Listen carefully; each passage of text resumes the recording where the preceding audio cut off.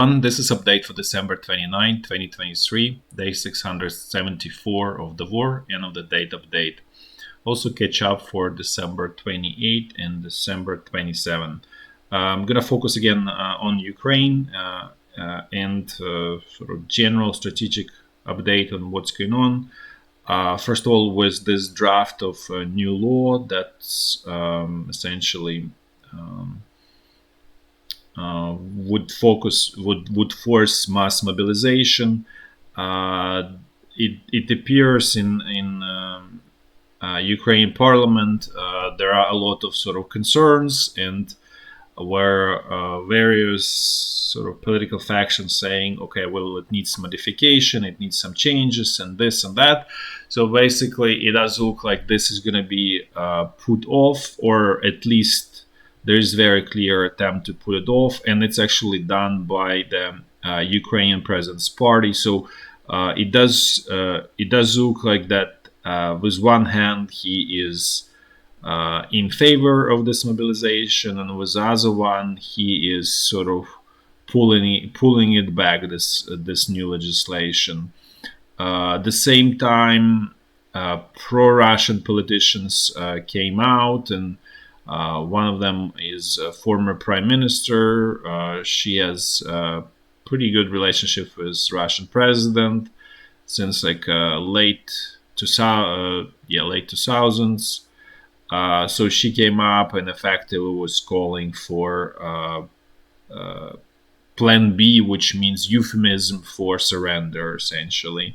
She was quiet, never seen since the beginning of the war, totally not on political stage, and as most of this Russian pro-Russian politicians were, they were all sort of nowhere to be seen, basically. And what this really means, in my opinion, is this is basically coordinated effort to, on one hand, to scare Ukrainian population that this is going to be, everyone has very real possibility be in the army or be on the front line, let's put this way, and see if this is somehow will influence Ukrainian population to accept capitulation effectively, because whatever the agreement is going to be, it's effectively capitulation for Ukraine. Without, as I said before many times, without these territories, without territorial integrity, Ukraine is just not going to survive for much longer. It will be chewed up by Russia in the next several years, maybe up to 10 years. This is the, I would say, best case scenario what's going to happen. This is not what Russian political top wants at this moment. They really want to get entire of Ukraine right now, and especially they seeing that Western support is no longer there, and the losses are mounting, and that's why they're attempting to sway Ukrainian population psychologically by putting all of this pressure and making feel people desperate, basically, that there is no light at the end of the tunnel, and this is effectively a very skilled psychological warfare that's being played on Ukrainian population at large. And having said that also what's being done by Ukrainian president implicates him that he's also in this group of people who are doing this sort of psychological warfare, where there is,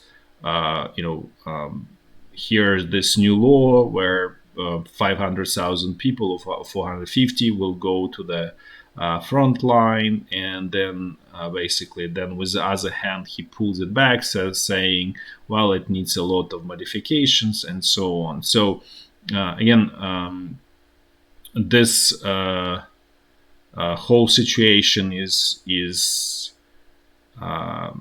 more than just a law about mobilizing 450 or 500,000 people. This is this is just a tool, basically. That's how best I can describe the situation. At the same time, the situation is obviously dysfunctional within Ukrainian in terms of relationship between Ukrainian military and Ukrainian president and his group, power group, to the point that Ukrainian president went to the front line to Avdiivka to see the soldiers there, to meet with military personnel there.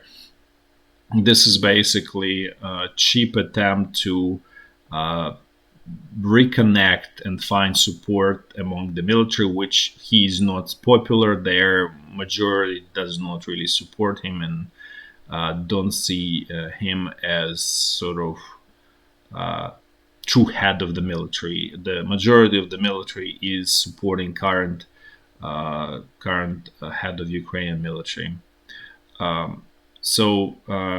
This again shows that the Ukrainian president is not feeling comfortably in terms of waning political support and general approval within Ukrainian population. As I mentioned before, his term is expiring, I guess, at the end of March. So his legitimacy is going to be extremely under big question after March. The same is true actually already with Ukraine Parliament. Its term expired, I believe, in October of this year. So in this, as I said before, in this situation where things are going into some kind of confrontation, having no legitimacy in terms of being actually elected, is going to be a big problem and big issue, where there could be situation when there is really no legitimate governmental authority, with exception of the military. We'll see how things develop, but they certainly not developing in the in a positive direction for Ukraine. Having said that, this is sort of natural result of the all mistakes that's being done by, I guess I can say, by Ukrainian president and his political group and head of Ukrainian military, because this is not. It's not just one person to blame. It's really collective responsibility, even though collective responsibility is a wrong term and wrong thing in general. But in this case, it's actually there is everyone's fault effectively in this situation. It's just not one person that's sort of scapegoat for everything. And even I can say even the Ukrainian population at large for accepting this type of leadership and allowing this type of leadership to run country into the ground. So now I'm gonna on this pretty dark note, I'm gonna switch to the situation on the battleground, and I'm gonna do walkthrough as I always do. In a clockwise fashion, starting from very north. But before I jump there, I just want to kind of a general note is that activity is subsiding, and I would say this is because of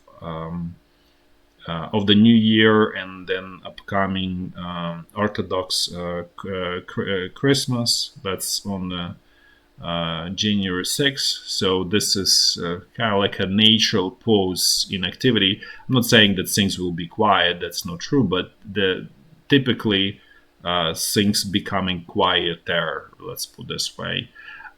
Okay, let's start with the situation along the state border. It's pretty quiet, nothing major is happening there. Then let's jump to the North Lugansk front line. Things here are somewhat quieter. Only Russian pressure from northeast of Kupiansk. So far, Ukrainian forces are able to hold on to their defensive lines positions. Now let's jump to North Donbass front line. Northern sector is quiet as it's always been, and then in the southern one it's also quieter. There is some relatively mild Russian pressure around Avdiivka, but generally speaking, it's noticeably quieter there. Now let's move to the central Donbass front line. Things here also subsided. It's not as quiet. Russian military is obviously continuing to put pressure around the salient with the end goal of capturing Avdiivka and moving forward. But that pressure is definitely weaker. I'm not saying it's sort of weak, but weaker. So far, no major advances by Russian troops here. Next section of the front line, this Novomikhailivka salient. Russian forces continuing to put pressure without territorial gain so far. Mentioned before, they moved quite a bit. About week ago, so they captured Marinka, and then they captured some territories to the southwest of it. But so far, at this moment, they stopped. Now let's move to Zaporizhya front line. Things here fairly quiet with some, let's say, sporadic Russian pressure, relatively weak around this Robotyne salient. Ukrainian troops do lose a little bit ground, little by little, like 100 meters to 100 meters per week. So generally, the situation is not sort of perfectly stable. It's sort of very slow loss of territory, but so far it's sort of not visible on this map just because it's very high level. Now let's look the situation along the Dnipro River.